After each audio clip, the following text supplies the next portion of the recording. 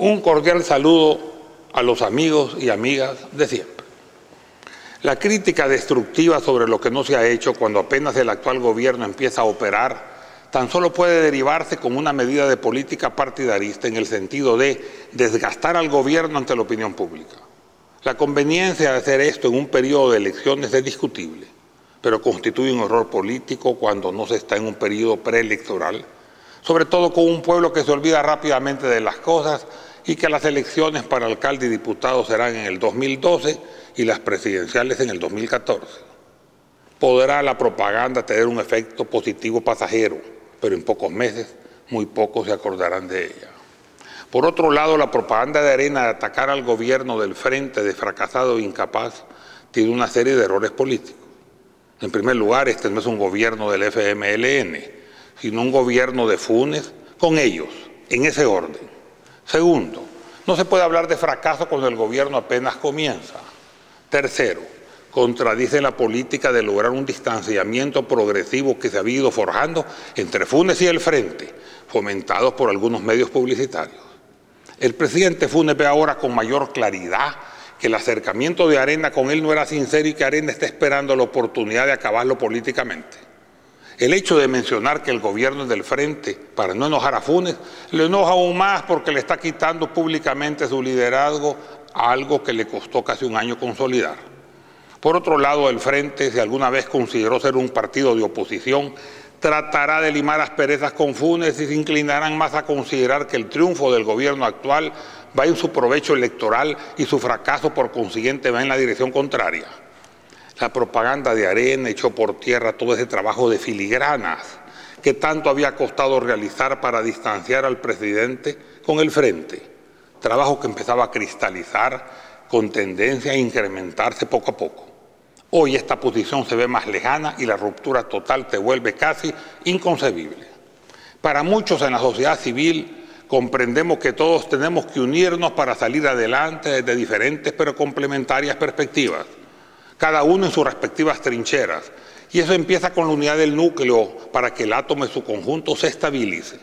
En este gobierno el núcleo lo constituye el presidente Mauricio Funes y el Frente, y al igual que los núcleos atómicos que están formados por dos elementos diferentes, pero unidos por una fuerza llamada fuerte por los fisicoquímicos. Si en ese caso el núcleo se desestabiliza, no hay unión posible con los demás integrantes, la sociedad entera, y así el átomo se desintegra. Arena con su campaña ha logrado al menos disminuir la distancia entre Funes y el Frente. 4. Arena demuestra antes de tiempo cuál será su estrategia electoral en el 2012 y el 2014. Criticar al Frente del fracaso del gobierno y por consiguiente trabajar en aras de que fracase. Esto permitirá al Frente que prepare sus campañas para actuar en consonancia, para contrarrestar y ser propositivo, algo que Arena, pudiéndolo hacer, no lo ha hecho. La doctrina política nos indica que ni la estrategia electoral, ni las tácticas de campaña, ni los argumentos de la misma tienen que ser conocidos de antemano. Quinto, no se analizó previamente hacia quienes debería ir dirigida la propaganda. Esta campaña de Arena podría ser bien vista por los areneros de hueso tricolor, quienes son leales al partido y a quienes no se necesita convencer. Si se ven las encuestas, el Frente se mantiene más alto que Arena en popularidad y Arena ha bajado considerablemente. En ese mismo análisis, el aumento descomunal de la sociedad civil indecisa ha sido principalmente la fuga de personas vinculadas a los partidos políticos, generalmente de clase media y de la gran mayoría de individuos pensantes. No puede Arena pretender atraerlos nuevamente con una campaña y unas declaraciones de su máximo dirigente, sin ninguna crítica constructiva y sin alternativas ni soluciones viables aparentes. Fuera de criticar a un gobierno que solo tiene un año de no resolver problemas endémicos que ni Arena en 20 años fue capaz de resolver. Sexto, el documental de Arena y otras declaraciones contra el gobierno y el Frente manifiesta claramente otro sentimiento colateral, un ataque indirecto contra los salvadoreños de origen árabe. Incluso cuando Tony Sack estaba en el poder al final de su mandato, una publicación de un Frente afín a Arena publicaba un manifiesto contra un turbio personaje, sin mencionar nombre. Y cuando se leía se extendía la R, como cuando se turqueaba a todos los miembros de las familias árabes y de origen árabe en nuestro país. Ante esto quiero aclarar definitivamente que el presidente Saca nunca representó al capital salvadoreño de origen árabe. Fue puesto por el grupo criollo de origen europeo históricamente dominante desde la colonia y que se incrementó a través de mezclas con otros europeos venidos de ultramar en sucesivas inmigraciones. Fue escogido, juramentado, exigido y colocado por el grupo criollo después del enojo con Paquito Flores, que al final de su mandato ya no los escuchó. Cuando la cúpula dominante tomó públicamente las riendas de Arena, tuvo el descalabro de las elecciones municipales de esa época y el FMLN se constituyó como primera fuerza. Para las elecciones presidenciales, escogieron a Tony Saca, un locutor deportivo, dueño de algunas radios, carismático y popular, y le ganó la elección con un amplio margen y le devolvió a Arena su liderazgo, algo que deberían estarle por eso agradecidos. El error fue dejarlo que él tomara también las riendas de Arena y dejaron que la manejara con casi absoluto poder a su antojo y no hicieron nada al respecto para evitarlo. Saca dirigió la campaña de las elecciones legislativas y municipales posteriores con aquella frase: un voto por Arena es un voto para mí, para Tony Saca, con un rotundo fracaso, ya que a pesar de algunos triunfos puntuales en general le fue desfavorable, con un tremendo desgaste para Arena.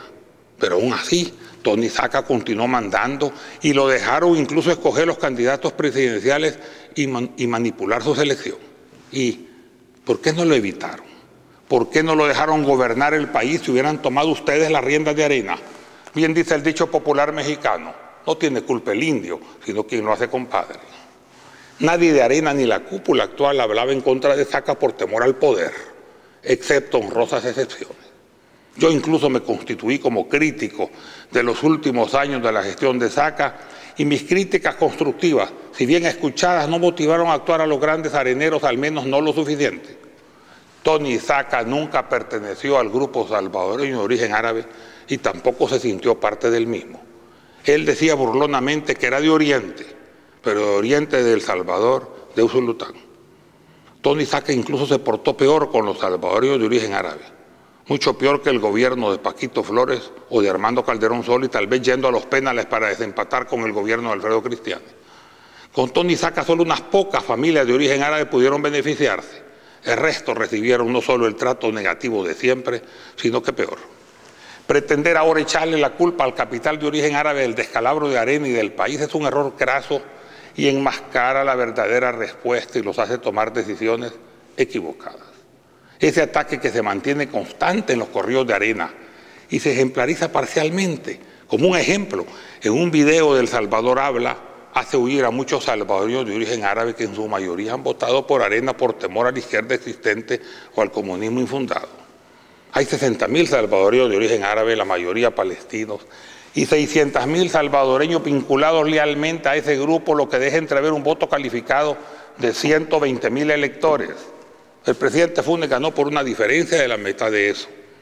Atacar a los salvadoreños de origen árabe de parte de Arena, aunque sea mínimamente, es una tontería, ya que los hace recordar tiempos históricos de persecución que se creían definitivamente superados.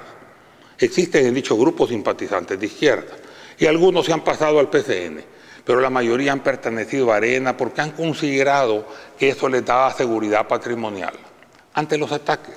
Ya muchos piensan trasladarse a Ghana y otros ya lo hicieron. 7. La alta dirigencia de Arena tiene que dejar de hablar con prepotencia y altivez. Nunca se justifica la prepotencia, pero se tolera atendiendo el poder porque a muchas personas les gusta seguir al personaje poderoso para buscar protección o por miedo. Ser prepotente, sobre todo sin tener el poder, es doblemente negativo. A mí me agrada en lo particular que Arena haya arreglado su deuda millonaria con los medios publicitarios y que haya podido pautar masivamente en ellos, pero debería hacerlo con más eficiencia. Por otro lado, una democracia representativa no solo se constituye con elecciones libres y la existencia de varios partidos políticos, sino también en que haya realmente una oposición fuerte. Es necesario que Arena se consolide y sea realmente oposición. Ayudaría a criticar al Ejecutivo en forma constructiva y presentando alternativas con soluciones viables, no con más de lo mismo, ni solo ofendiendo, ni solo atacando. Por otro lado, es bueno mencionar que Arena durante sus 20 años de gobierno también realizó buenas obras, aunque también otras que no fueron aceptables y que todavía se sigue pagando la factura. También dije que Armando Calderón Sol era mejor que Cristiani cuando este último gozaba de amplia popularidad. Hoy, Después de 4 gobiernos de Arena, puedo afirmar públicamente que el gobierno de Calderón Sol fue el mejor gobierno de Arena, mejor que Cristiani, Flores y Saca. Un último consejo, y es tiempo de cambiar su máxima dirigencia. Se los dije en tiempos de Saca y no me hicieron caso y ahora se arrepienten. En el próximo programa continuaremos esta serie, si Dios nos lo permite. Muchas gracias.